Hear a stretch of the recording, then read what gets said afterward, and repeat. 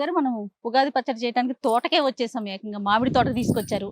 మరి మామిడికాయ నేనే all credit goes to Rama. Credit మొత్తం రమగారేనండి. నేను స్టూడియోలో చేద్దామన్నా ఎప్పుడు ఆ స్టూడియో పట్టుకుని వేలాడితే ఒక్క రోజన్నా బయటికి వెళ్దామని చెప్పి చక్కగా బయటకు వచ్చేసామండి. క్రెడిట్ మాత్రం రమగారికేనండి. మీరు అందరూ కామెంట్స్ లో రమగారికి సూపర్ అండి అని పెట్టాలి. రండి రమగారు, ఈ తోట ఎక్కడ అని అడగాలి. అడగాలి. జాగ్రత్త. మామిడికాయ కోసుకుందామా వెళ్ళి? సరేనండి. ఒక చిన్న కాయ కొద్దాం జయ. అంటే చిన్నకాయ అయితే వగరు మామిడికాయ పుల్లగా ఉండకూడదు. చూడండి, ఇదా మీ ఇష్టం. నేను ఒకటి కోసాను, నువ్వు ఒకటి ఇది కోయినా? కోయి. Okay okay. ఇక్కడికి కోస్తే సోన వస్తుంది. అవును, అందుకని పైన రెమ్మల దగ్గర కోసుకున్నాం అనుకో, చక్కా మీదుగా కడిగి కట్ చేసుకోవచ్చు. ఈ 2 కాయలు చిన్న ముక్కలు చేసి వేపూత అవి వేసి పచ్చడి చేసుకుంటాం. రమ్మగారు, నాకు మీరు కనిపించారు. ఏమిటా కొమ్మే అడ్డం. సరేనా? నెక్స్ట్ అండి, వేప పువ్వు కూడా కోయించుదామా? కోయించినట్లున్నారు కదా. వేప చెట్టు చాలా ఎత్తుగా ఉండి పైన మనం కొయ్యలేము ఇట్లా. అవును, కోయించాను, అది వేసుకుందాం. కానీ ఇంటి దగ్గర కూడా చెట్టు ఉంది రమ్మగారు. ఈ సంవత్సరం ఎందుకు పూత అనిపించలేదండి? పూత ఫిబ్రవరిలోనే పూత వచ్చింది. ఓకే, ఏప్రిల్ నాటికి రాలిపోయింది మొత్తం. సుమన్ టీవీ ప్రేక్షకులందరికీ క్రోధినామ ఉగాది శుభాకాంక్షలు. రమ్మగారు, మీకు కూడా క్రోధినామ ఉగాది శుభాకాంక్షలు. మీకు, మీ కుటుంబ సభ్యులందరికీ కూడా మా అందరి తరపున క్రోధినామ ఉగాది శుభాకాంక్షలు. Thank you very much Jaya. Suman TV ప్రేక్షకులందరికీ ఉగాది శుభాకాంక్షలు. ఎప్పుడు మనం స్టూడియోలోనే కూర్చొని చేస్తూ ఉంటాం కదా. అవును కదా. మీరే ఈసారి కొంత కొత్తగా ఉంటుంది. అంటే ఎప్పుడు ఇక్కడే చేస్తూ ఉన్నాం, మనకి కొత్తగా ఉంటుంది, చూసే వాళ్ళకి కొత్తగా ఉంటుందని మేము మామిడి తోటకు వచ్చామండి. ఎక్కడ రమ్మగారు ఇది లొకేషన్? వికారాబాద్ రోడ్. అంటే చేవెళ్ళ అవి దాటాక మీకు తెలిసిన ఫ్రెండ్స్ అని చెప్పారు. లాస్ట్ టైం ఎప్పుడో ఈ దారిలో వెళ్తూ వాళ్ళని కలిసాము. సరే, ఇది ఇంట్రెస్టింగ్ గా ఉంటుంది కదా అని మళ్ళీ మాట్లాడితే ఒకసారి. కానీ చాలా ఇంట్రెస్టింగ్ గా ఉందండి. తోటంతా జామ చెట్లు అండి, భలే ఉన్నాయి. ఇప్పుడిప్పుడే పప్పాయి చెట్లు పెట్టారు. బాగుంది కదా. మామిడి మొత్తం కార్నర్స్ అంతా కూడా మామిడి చెట్లు ఉన్నాయి. అటు వెనకాలేమో అరటి చెట్లు. భలే ఉందండి, చాలా చాలా బాగుంది తోట. కూల్ గా ఉంది. ఇంత ఎండలో కూడా హాయిగా అనిపిస్తోంది. రమ్మగారు, మరి స్టార్ట్ చేసేద్దామా పచ్చడి? ఈ సంవత్సరం వేపూత కొంచెం తక్కువగా ఉంది.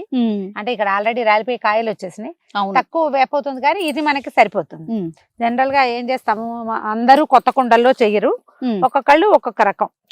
మన రకం మనం ఏంటంటే ప్రతిసారి కుండలో చేస్తున్నాం. ఇక్కడ ఒక పద్ధతిగా ట్రెడిషనల్ గా చేయటం కోసం.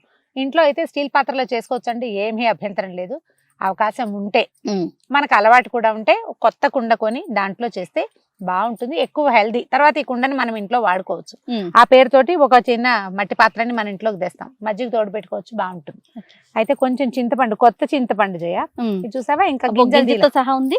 గింజలు తీయని కొత్త చింతపండు నానబెట్టి పెడదాము. మనం చేసుకునే దాన్ని బట్టి. వీటికి కొలతలు ఐడియాలు ఏం లేవండి. పోసి కాసిన నీళ్ళపై అలా ఉంచు. కొంచెం నానాక రసం తీసి మళ్ళీ నీళ్ళు పోసుకో. ఓకే. ఉగాది పచ్చడి ప్రాంతాల వారీగా మారుతూ ఉంటుంది. అవును, దేనికైనా బేసిక్ 6 రుచులు, 6 రుచులు మొత్తం. ఈ 6 రుచుల్లో మొట్టమొదటిది చేదు, రెండోది తీపి బెల్లం. ఇగో బెల్లం తరిగి పెట్టుకున్నాము. తర్వాతది చింతపండు, పులుపు నానబెట్టుకున్నాం. ఈ చేదు, ఈ 3 అయిన తర్వాత ఇంక ఇందులో ఏం వేస్తాము, ఉప్పు వేస్తాము, పచ్చిమిర్చి వేసుకుంటాము. అసలైంది. ఆఖరిది వగరు కోసం చిన్న మామిడికాయలు.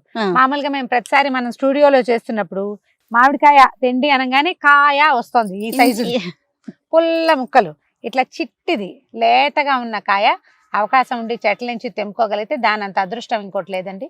ఈ సంవత్సరం ఆ అదృష్టం పట్టింది మనకి. సో చిన్న కాయ కోసుకున్నాము. ఈ వగరు రుచి చాలా ఇంపార్టెంట్. అసలు ఇది చెప్పడానికి ప్రధానమైనది ఏంటంటే, ఇలా 6 రుచులు, జీవితమే అలా కలిసి ఉంటుంది అన్ని రుచులతోటి.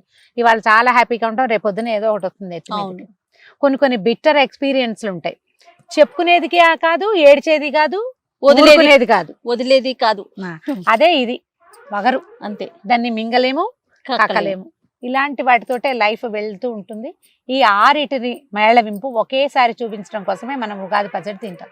అయితే ఇది ఒట్టిగా ఉగాది పచ్చడి ఏదో దాని తాలూకు అంతరార్థం అని చెప్తున్నాం కానీ అసలు అవసరం ఏంటంటే వేప పూత తినడము, పచ్చి మామిడికాయ తింటాము, కొత్త చింతపండు. నిన్నగాక మొన్న వస్తుంది, శివరాత్రికి అప్పుడు వస్తుంది. ఆ రుచుల్ని తీసుకోవటం ఇప్పుడు అవసరం. ఎందుకంటే మనకి ఈ సీజన్ లో చైత్రము, మధుమాధవ మాసాలు అంటారు కదా. మధుమాసం అంటే చైత్ర మాసం, మాధవ మాసం అంటే వైశాఖ మాసం. ఈ 2 మాసాల్లో స్కిన్ ప్రాబ్లమ్స్ ఎక్కువ వస్తాయి. అవును, మన అమ్మవారు పోస్తుందని చెప్తారు. అవును ఆట్లమ్మ లాంటిది. ఇప్పుడు మసూచి ఇండియాలో లేదు, కానీ పూర్వకాలం మసూచి ఉండేది. మసూచి ప్రత్యేకంగా ఈ మధుమాధవ మాసాల్లోనే వచ్చేదట. ఓకే, అందుకని తప్పకుండా ఇది తినాలి. నువ్వు వేపోతు తిను అని చేతిలో పెడితే తింటావా? తినం కదా, ఎవరు తినరు.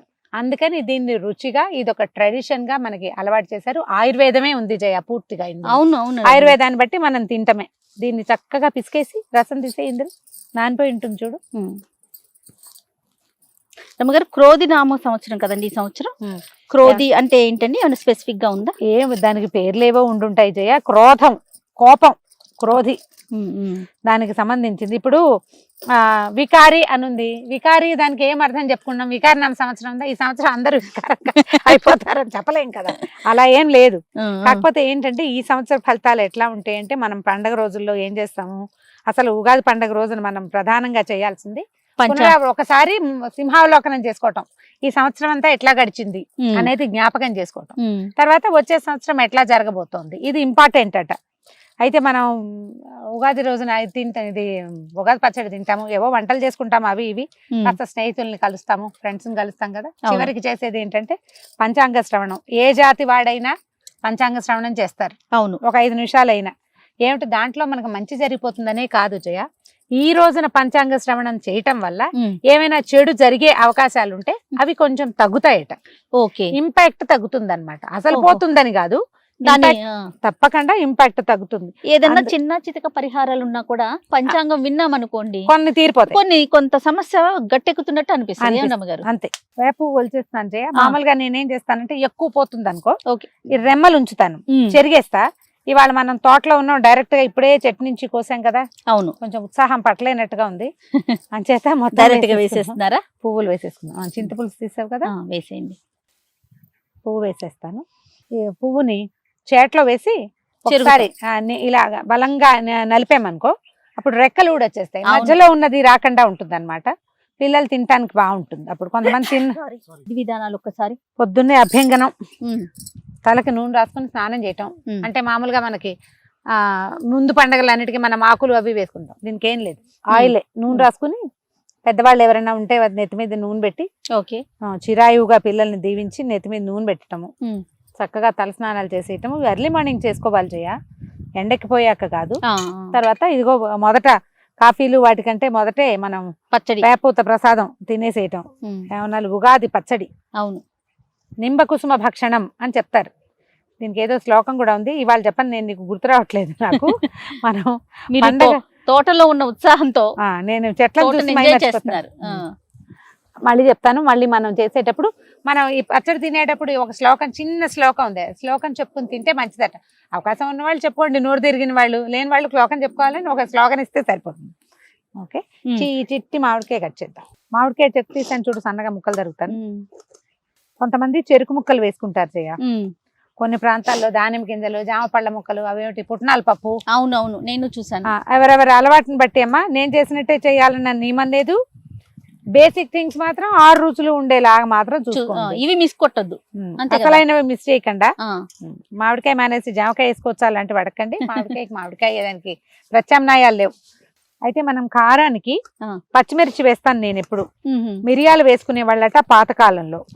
ఒకవేళ మీ చాయిస్ అదైతే మిరియాలు వేసుకోండి, 2-3 పచ్చిమిరపకాయ ముక్కలు వేస్తే బాగుంటుంది. నాకు అలా అలవాటు, నా పద్ధతి అది. మా ఇంట్లో మేము అలా చేస్తాం. మీ అలవాటుని బట్టి వేసుకోవచ్చు.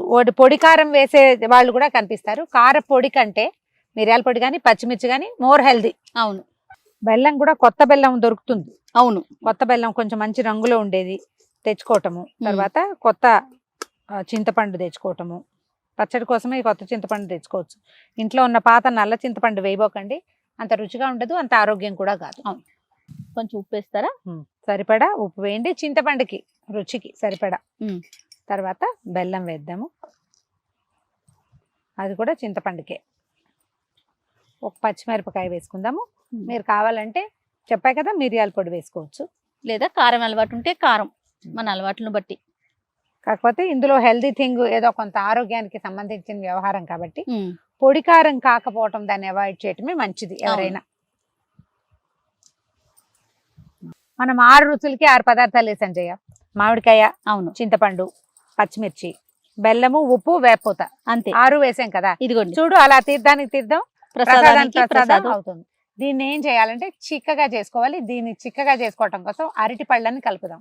వేసవి కాలం స్టార్టింగ్ లో, ఇప్పుడు వేసవి కాలపు మొదటి కాలం కదా చైత్రం, ఈ కాలంలో అరటిపళ్ళు తరచుగా తీసుకోవటం మంచిది.